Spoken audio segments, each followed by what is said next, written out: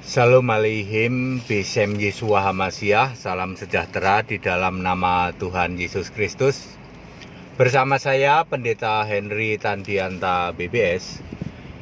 Kali ini kita akan membahas sebuah tema ya. Tema ini begini judulnya, Surga Sekarang versus Yerusalem Baru. Saudara-saudara, banyak orang Kristen nggak tahu loh, surga sekarang dan nanti Yerusalem Baru. Coba Anda tanya kepada orang Kristen, pendeta juga boleh Anda tanya, Pak Pendeta, surga itu sekarang gimana Pak? Ya surga itu tempatnya Allah Bapa katanya. Loh Pak, bagaimana dengan Yerusalem Baru Pak? Ah, itu cuma nubuatan. Jadi sekarang yang di surga siapa Pak Pendeta? Yang di surga ya Allah Bapa. Terus Yesus ya duduk di sebelah kanan. Ya saudara-saudara ya. Belum tentu loh orang Kristen pendeta sudah lama bisa tahu surga sekarang versus surga Yerusalem Baru. Bahkan banyak pendeta tidak tahu kalau ada Yerusalem Baru. Saudara-saudara ya. Itu kan karena kitab Wahyu itu jarang dibaca. Pendeta-pendeta yang punya latar belakang teologi itu hampir tidak berani membaca kitab Wahyu. Karena kalau membaca kitab Wahyu itu menjungkir balikkan keimanan, ya toh. Langsung nyungsep, ya toh. Langsung nyungsep, langsung tahu. Loh, selama ini yang kita imani cuma doktrin. Doktrin itu tidak ada di Alkitab. Ya. Nah, ini sekarang saya Pendeta Henry Tandianta mau menjelaskan surga sekarang versus Yerusalem Baru. Tetapi Alkitab dijamin semua pakai ayat Alkitab. Baik, kita akan membicarakan tentang surga yang sekarang dulu. Surga zaman sekarang. Sekarang ada surga? Betul. 1. Yesus ketika itu naik ke surga. Dari Bukit Zaitun Yesus naik ke surga. Kisah 1 ayat 9 dan 10. Yesus terangkat ke surga. Demikian pula Markus 16 ayat 19. Yesus naik ke surga. Berarti surga itu di atas, di langit. Ya itu dulu ya. Surga itu di atas, surga itu di langit. Kemudian itu dulu harus Anda pahami. Jadi surga itu bukan kok ada di bumi, tetapi di atas, di langit ya. Itu yang pertama. Clear sampai sini? Surga ada di atas sebab Yesus naik ke surga. Nomor 2. Kisah 7 ayat 49. Kisah para Rasul pasal 7 ayat 49. Link ke Yesaya 66 ayat 1 sampai 2. Langit adalah tahtaku, bumi adalah tumpuan kakiku. Jadi surga itu sekarang meliputi seluruh jagat raya. Perhatikan, langit adalah tahtaku, bumi adalah tumpuan kakiku. Berarti surga gedenya seperti apa? Gedenya melingkupi jagat raya. Makanya Allah itu maha hadir. Lawang surganya saja melingkupi seluruh jagat raya. Tidak hanya bumi tapi plus langit dan segala jagat raya. Ya, jadi surga itu melingkupi seluruh jagat raya. Yang ketiga, 2 Korintus 12 ayat 2 sampai 4, Paulus diangkat ke surga tingkat 3 yaitu Firdaus. Jadi orang Yahudi, Paulus kan Yahudi. Orang Yahudi itu punya pemahaman surga itu langit, ya. Surga tingkat pertama atau langit tingkat pertama itu tempatnya burung-burung pada terbang tuh. Kalau ada burung terbang tuh, oh itu langit tingkat pertama, itu surga tingkat pertama. Surga tingkat kedua atau langit tingkat kedua itu tempatnya matahari, bulan, bintang tuh. Tuh ada matahari, ada bulan, ada bintang. Surga ketiga atau langit ketiga adalah itulah surga. Surganya tempatnya Allah. Maka Paulus bilang aku diangkat ke surga tingkat 3. Kemana? Ke Firdaus. Jadi sesuai Wahyu 2 ayat 7 ada taman Firdaus Allah. Jadi di surga juga punya taman, surga yang sekarang punya taman namanya Taman Firdaus Allah. Orang yang mati yang percaya Yesus akan rohnya ke Firdaus. Nunggu dulu di situ. Lukas 23 ayat 43 itu orang yang disalib di sebelah kanan Yesus tuh ya. Kemudian ada taman surga yaitu Firdaus, clear ya. Jadi di surga yang sekarang itu ada taman Firdaus Allah. Kemudian yang keempat, siapa yang duduk di tata surga? Nah ini penting ya saudara-saudara ya. Di surga itu hanya ada satu, ya, seorang yang duduk di tata surga. Wahyu 4 ayat 2. Perhatikan, seorang. Ya, jadi tidak ada dua terus pangku-pangkuan ya, atau Yesus di pangku Bapa. Itu kan pemahaman ada orang yang menyetujui LGBT ya toh. Yesus di kanan, Bapa di kiri. Yesus ada juga yang memahami Yesus duduk di pangku Bapa. Bapa kan laki-laki, kalau perempuan kan bunda ya. Bapa laki-laki, Yesusnya dipangku sama Bapa. Gara-gara Wahyu 3 ayat 21, aku akan duduk bersama-sama Bapakku di tahtanya. Duduk bersama-sama Bapa di tahta Bapa. Kan pangku-pangkuan. Sama saja dengan Yohanes 1 ayat 1. Pada mulanya adalah firman. Firman bersama-sama dengan Allah. Itu firmannya pangku-pangkuan sama Allah. Lalu orang itu menyetujui LGBT ya. Yang duduk di tata surga adalah seorang, Wahyu 4 ayat 2. Siapakah dia? Wahyu 4 ayat 8 sudah menjelaskan dia adalah Tuhan Allah yang maha kuasa, sudah ada, yang akan datang. Ini persis dengan Wahyu 1 ayat 8. Siapa dia? Yesus Kristus 100%. Di ayat 9, Wahyu 4 ayat 9 dijelaskan bahwa yang duduk di tata surga itu hidup sampai selama-lamanya. Ini persis sama dengan Wahyu 1 ayat 18. Siapa dia? Yesus Kristus. Dijelaskan juga, dipertegas juga di dalam Wahyu 4 ayat 11. Pencipta segala sesuatu. Siapa dia? Kolose 1 ayat 16, Yohanes 1 ayat 3, yaitu Yesus Kristus. Jadi siapa yang duduk di tahta surga? 100% Yesus Kristus. Sekarang yang duduk di tahta surga itu, surga yang sekarang 100% Yesus Kristus. Bapa kemana? Nggak ada Bapa di surga. Bapa sudah finish karena Bapa kiasan. Lalu yang kelima, siapa saja yang ada di surga sekarang ya? Yang pertama tentu Yesus, tadi yang duduk di tahta surga. Kemudian 24 tua-tua di dalam Wahyu 4 ayat 4. Kemudian 7 roh Allah, Wahyu 4 ayat 5 sama dengan Wahyu 5 ayat 6 sama dengan Wahyu 10 ayat berapa itu yang ada guntur itu ya. Ayat berapa ya? Mungkin Wahyu awal itu 7 guntur ya, 7 guruh. 7 guruh itu adalah 7 roh Allah, Wahyu 5 ayat 6 sama dengan 7 roh Allah, Wahyu 4 ayat 5. Kemudian ada makhluk penuh mata yang disebut serafim. Yesaya 6 ayat 2 sama Wahyu 4 ayat 6. Kemudian ada kerub ya. Kerub itu dalam Yehezkiel 10 ayat 1 sampai 22. Kemudian ada miliaran malaikat, Wahyu 5 ayat 11. Itu yang ada di surga sekarang. Saya ulang, ada Yesus, ada 24 tua-tua, kemudian ada 7 roh Allah, ada serafim jumlahnya 4, kemudian ada kerub dan ada miliaran malaikat. Beribu-ribu laksa itu kan miliaran. Clear sampai sini? Itu adalah surga yang sekarang. Yang paling penting harus Anda pahami bahwa yang sekarang duduk di tahta surga itu Yesus. Wahyu 17 ayat 14 sudah menulis Yesus sudah mulai memerintah sekarang. Ya?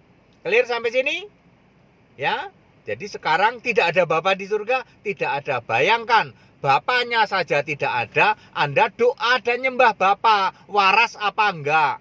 Terus Anda mengajarkan ke jemaat, sebagai pendeta mengajarkan ke jemaat nyembah Bapa, lebih tidak waras. Bapaknya saja tidak ada, kok Anda mengajarkan penyembahan terhadap Bapa? Ya, yang benar adalah yang duduk di tahta surga adalah 100% Yesus Kristus. Mari kita bandingkan dengan surga Yerusalem baru. Nah, ini dia. Surga Yerusalem baru itu tidak di atas, tetapi di bumi yang baru. Nanti bumi ini lenyap di dalam Wahyu 20 ayat 11. Lalu Yesus membuat bumi dan langit baru di dalam Wahyu 21 ayat 1. Ya. Lalu di ayat 2 dan ayat 3, Yerusalem, kota yang suci ini diturunkan dari surga, ya. Itu disebut Yerusalem baru. Ketika Yerusalem baru diturunkan di bumi yang baru, maka di situ Allah Allah bersama-sama dengan umatnya, ia akan menjadi Allah mereka dan mereka akan menjadi umatnya. Jadi Allah kemah Allah bersama-sama dengan umatnya. Jadi Allah nanti bersama-sama dengan manusia di bumi ya. Di dalam Yerusalem baru tentu saja manusianya bukan manusia fisik ya.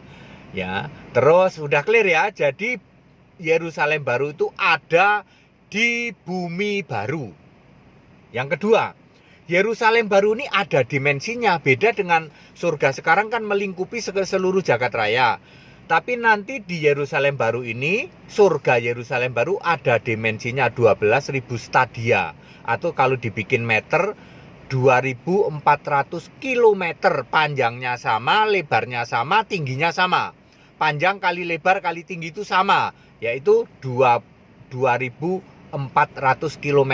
Itu nanti luasnya kurang lebih 3,5 kali Indonesia. Luas Yerusalem baru kurang lebih 3,5 kali Indonesia ya. Jadi ada dimensinya. Ada di mana? Ada di bumi yang baru, beda dengan surga sekarang. Yang ketiga, bumi baru ini ya Yerusalem baru, di bumi yang baru ini tidak ada matahari karena wajah Yesus adalah menjadi penerang atau lampunya. Wajah Yesus yang ada di dalam Yerusalem baru ini meluber, sinarnya meluber keluar ke masyarakat di bumi, karena kan gerbang Yerusalem baru tidak pernah ditutup. Masing-masing sisi ada 3 kan? 3 kali 4 sisi berarti ada 12 pintu. Nanti sinar dari Yesus ini keluar ke daratan tempat orang-orang itu ya. Di surga dan di daratan tidak pernah ada malam. Jadi siang terus, terang terus, terang terus kayak merek lampu ya. Di surga dan di daratan terus terang terus ya, kayak merek lampu. Wahyu 21 ayat 23 dan 25, di surga tidak pernah ada malam. Demikian pula di daratan juga tidak pernah ada malam, selalu terang. Wahyu 21 ayat 24 dan 26. Tetapi di lautan api di bawah bumi atau di neraka ada siang ada malam. Gimana jelasinya ya? Di dalam Wahyu 20 ayat 10, iblis disiksa di lautan api, ada siang ada malam. Gimana jelasinya? Di darat dan di Yerusalem baru terang terus, sementara di lautan api ada siang ada malam. Berarti satu-satunya penjelasan yang sesuai Alkitab adalah bumi baru itu bentuknya datar. Jadi nanti berputarnya seperti roulette ya. Bukan seperti sekarang bola berputar, tapi nanti seperti permainan roulette berputar. Anda bayangkan buminya datar, di bawah piringan roulette itulah neraka. Ya, sementara roulette-nya ada satu kotak, kurang lebih 3,5 kali luas Indonesia, itu Yerusalem baru, sinarnya pada keluar. Anda bayangkan nanti di bawah kadang-kadang ada siang ada malam ya. Ada tayangan saya soal ini. Lalu nomor 4 yang penting, siapa penghuni Yerusalem baru? Ini ada sedikit beda dengan penghuni surga yang sekarang. Oke, yang surga sekarang yang duduk di tahta siapa? Yesus. Nanti yang duduk di tahta adalah Allah dan anak domba. Itu juga Yesus. Tapi kok Allah dan anak domba, Pak? Kan sama, pada mulanya firman, firman bersama-sama dengan Allah, firman adalah Allah. Nanti yang duduk di tahta surga di Yerusalem baru adalah Tuhan Allah dan anak domba. 2 apa 1? Ya 1 dong ya. Wahyu 22 ayat 3. Kenapa kok ada anak domba? Anak domba ini nanti ngurusin manusia di luar Yerusalem baru. Kan di luar Yerusalem baru manusia itu masih ada yang jahat. Wahyu 21 ayat 7, yang najis masih ada. Wahyu 22 ayat 15, anjing-anjing tukang sihir. Itu yang di luar bumi itu, di luar Yerusalem baru maksudnya, yang pada hidup di luar itu nanti ada proses keselamatan babak kedua. Saya menyebutnya gitu. Apakah lewat penyalipan? Belum tentu ya. Mestinya sih tidak ya. Karena di sana ada orang-orang yang masih itu ya. Terus jadi yang pertama apa? Yang duduk di tata surga Allah dan anak domba. 2 apa 1? 1. Kemudian yang kedua 24 tua-tua masih sama. Ada serafim masih sama ya. Kemudian ada kerub tentu saja masih sama. Kemudian ada apa tadi? Malaikat tentu saja masih sama. Kemudian semua roh yang di Firdaus sudah masuk ke Yerusalem baru. Ya dari zaman Adam sampai zaman kita yang mati dalam Kristus. Di dalam 1 Tesalonika 4 ayat 16 sampai 17, Matius 16 ayat 27, itu semua nanti akan masuk ke dalam Yerusalem baru. Termasuk yang dipenggal kepalanya di dalam Wahyu 20 ayat 4 atau Wahyu 6 ayat 9 sampai 11. Itu kita akan masuk ke dalam Yerusalem baru ya. Kemudian para domba-domba orang benar di dalam Matius 25 ayat 34 dan 37. Kelompok kambing tidak ada masuk Yerusalem baru ya. Penyembah bapa tidak ada masuk Yerusalem baru, hanya yang mati di dalam iman kepada Kristus. 1 Tesalonika 4 ayat 16 sampai 17. Mati beriman kepada Bapa, telah dipanggil ke rumah Bapa di surga, masuk surga enggak Pak? Enggak. Ya, enggak ada itu dipanggil Bapa di surga, bapaknya saja enggak ada. Jadi gimana Pak? Telah meninggal dunia dalam iman kepada Kristus Yesus Allah yang benar. Enggak ada dipanggil Bapa ke surga, bapaknya saja enggak ada kok. Situ waras. Ya. Oke. Terus itu penghuni surga. Nomor 5, dari dalam surga bisa keluar masuk yang sudah diberi tanda. Tanda dimeteraikan Yesus inside, nama kita sudah tertulis dalam kitab kehidupan. Kita bisa keluar masuk. Wahyu 21 ayat 26 dan 27, Wahyu 22 ayat 2, kita bisa ngobatin orang-orang yang di luar Yerusalem baru memakai daun dari pohon kehidupan untuk obat mereka yang sakit. Kita bisa balik lagi masuk surga? Nggak bisa. Masuk ke Yerusalem baru kan nama kita tertulis. Ya, sudah terdaftar, dimeteraikan dengan Yesus di dalam dai kita, ya. Oke, tapi orang yang sana nggak bisa. Oke. Terus nomor 6, taman surga Firdaus sudah tidak ada lagi, ya. Jadi nanti kalau orang mati perlu ke Firdaus enggak. Jadi kalau orang mati langsung nanti pilihannya hanya 2 ya toh. Terima Yesus atau tidak. Kalau terima Yesus, orang mati rohnya dan tubuh kebangkitan langsung pindah ke Yerusalem baru. Yang menolak anak domba kemana? Cemplungin ke lautan api, udah lempar aja situ. Ya, saya ulang. Kalau sekarang ini bedanya, kalau sekarang orang mati kan nunggu dulu di Firdaus. Kalau yang percaya Yesus mati dalam Kristus di Firdaus, mati dalam Bapa, sorry kamu ke alam maut ya. Mati nyembah Bapa Anak Roh Kudus, sorry ke alam maut. Bapa dalam nama Yesus, sorry ke alam maut. Tapi kalau mati di dalam Kristus ke Firdaus, ini ayat Alkitab, Anda nggak bisa bantah ya. Nanti kalau orang mati iman kepada anak domba, nanti kan anak domba, betul? Langsung ke Yerusalem baru. Yang menolak cemplungin aja ke lautan api. Clear? Jadi sangat clear perbedaan antara Yerusalem baru surga nanti dengan surga yang sekarang yang Yesus ada di sana ya. Clear ya? Surga sekarang sama surga Yerusalem baru. Oke, Bapak Ibu Saudara, pada singkat dan clear, Anda yang ingin tahu lebih jauh tentang hal ini, silahkan ikut sekolah Alkitab. Ada bahasa Indonesia, ada bahasa Inggris. Anda pasti terheran-heran karena nanti pengajaran dari Gereja Alkitab Allah Esa Pendeta Hendy Tandianta 100% Alkitabiah. Anda akan paham Alkitab up level than the other ya. Up level than the others ya. Up level than average ya. Di atas rata-rata Anda akan paham Alkitab. Baik, pada singkat dan clear saya sudah jelaskan bedanya surga sekarang dengan Yerusalem baru. Segala hormat, kemuliaan untuk Yesus Allah yang benar, Allah segala masa, sebelum segala abad, sekarang sampai selama-lamanya. Tetap bersama saya, Pendeta Hendy Tandianta, BPS Haleluya.